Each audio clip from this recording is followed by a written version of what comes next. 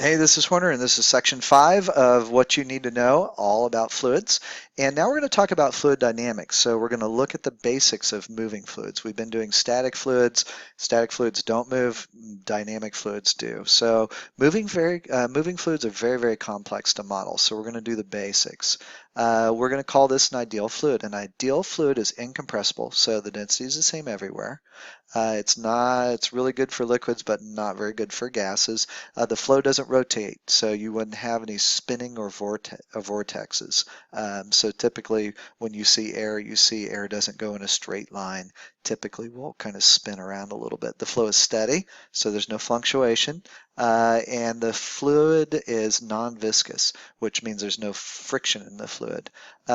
This is a poor assumption for thick fluids like motor oil or syrup. They have a lot of friction. So nonetheless, it's an okay assumption for very slow moving fluids. We can do this, we can apply it to smooth, steady fluid movement of laminar flow. So laminar flow means it's really nice and easy flowing. There's no loops or vortices or anything like that. So turbulent flow requires a lot more complicated models, and you would do that in a calculus-based or even an upper-level fluid mechanics physics course. The smooth and steady movement of molecules in a fluid is the distinguishing fluid feature of laminar flow. So here we see three molecules in laminar flow are plotted. The paths are called streamlines, and we notice the streamlines are very smooth. They never cross each other. So in laminar flow, streamlines are like little invisible pipes. So all that fluid starts between the two streamlines and it just stays there. So like in real pipes that channel water, streamlines form a flow tube through which the fluid flows. So now we can talk about something called the continuity equation. So this is the conservation of mass in a moving fluid. We can utilize some tubes. We can think about the conservation of mass, and using our superior intellect, we can derive an equation that we call the continuity equation. So if mass of some water going into a tube, if you weigh it and it's 5 kilograms coming in, you should get 5 kilograms of water coming out of that. And if we remember, mass is equal to density times volume. So the density times volume of water entering or a fluid should be equal to that same density times volume exiting. So density cancels. That's why we have to use an incompressible fluid. And the volume is equal to the area of the flow tube times the change in position. If I take the area times the change in position going in and going out, then I can say that the change in position is equal to velocity times time. If I do that and plug it into each one of these equations, I'm going to say that the area times the velocity of that fluid moving in times the time is equal to the area times the velocity times the time out, so we can cancel the time on both sides. And finally, we get this equation, which is called the continuity equation. So there's some important things to notice about this equation. The equation simply says that the mass entering a flow tube must equal the mass exiting a flow tube. The units are meter cubed per second. This is volume divided by time. VA is the volume flow rate in the units of a meter cubed per second. The continuity equation also says that the volume entering the tube must be equal to the volume exiting the tube.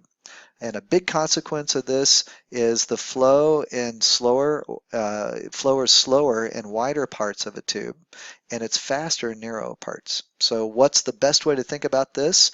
If you have a garden hose and you turn the water on, you put your thumb over the end, the water in the end where the faucet is has a big area. But where your thumb is pressed over the end, it makes the area small.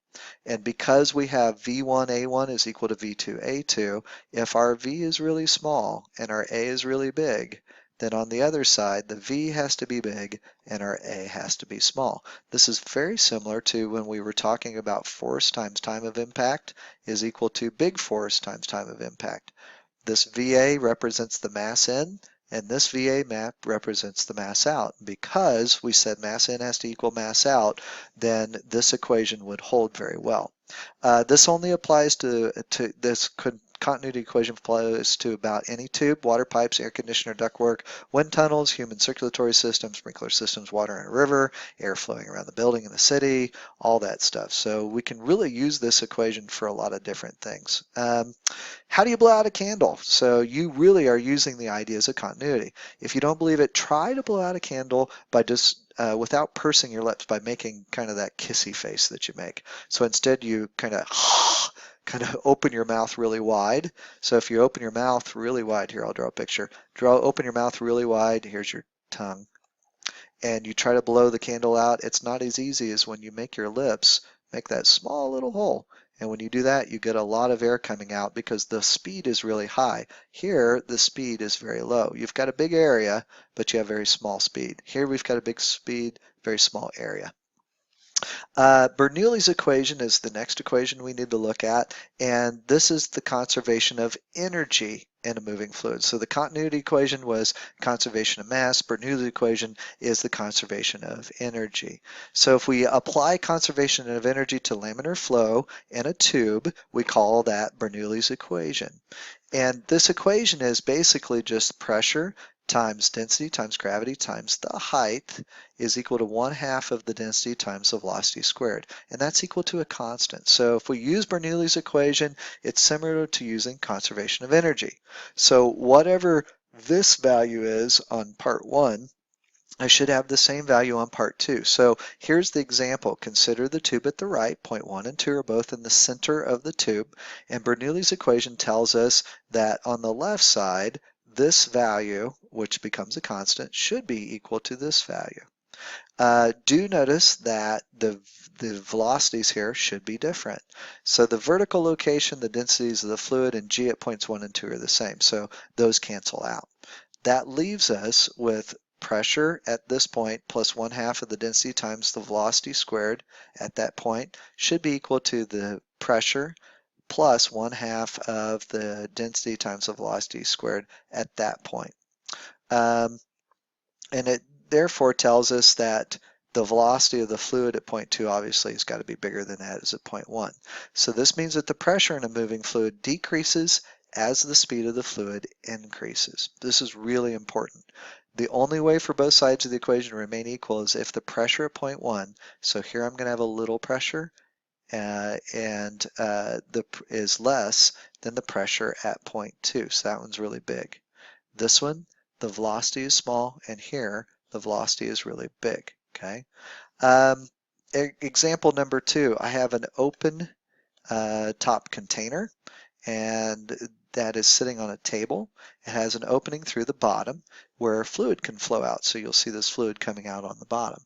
So these steps can be taken to simplify the equation. So since both the top of the fluid and the opening where the fluid comes out are open in the atmosphere, the pressure is same in both places. So it's just 1 atmosphere. So 1 atmosphere here, 1 atmosphere at the top.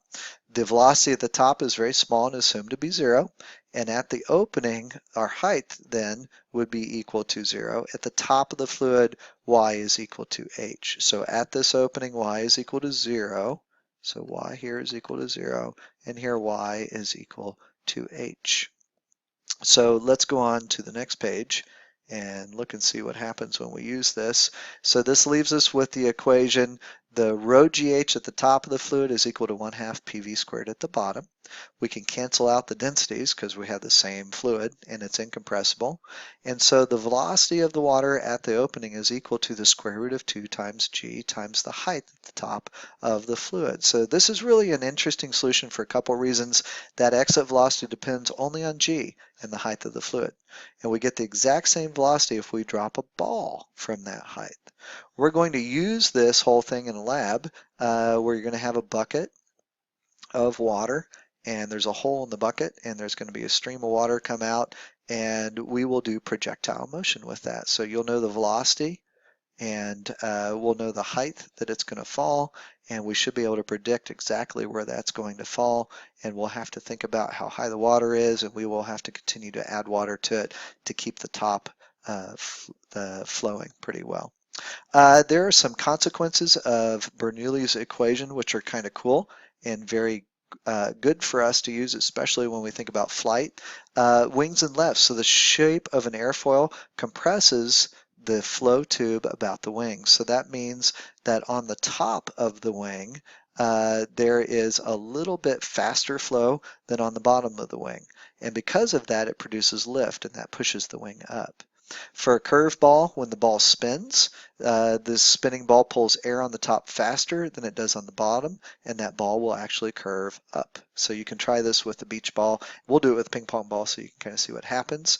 We'll also do this little demonstration where you take a fan, you point it up, and you put a ball on it, and as the air rushes by the sides, it tries to escape from the stream, and it can't because it keeps getting pushed back in. The other thing is high winds blowing a roof off. So during storms, high winds move past the roof. They go really fast, and so that creates a lift on the roof. So that's why lifts literally will blow off a house in a tornado, because that wind is so high on top. It creates a very low pressure on top. There's a higher pressure inside the house, and it basically just pulls the roof off. Opening your windows does not equalize the pressure. It actually can make the whole thing a little bit worse. And that is the end of your notes for fluids.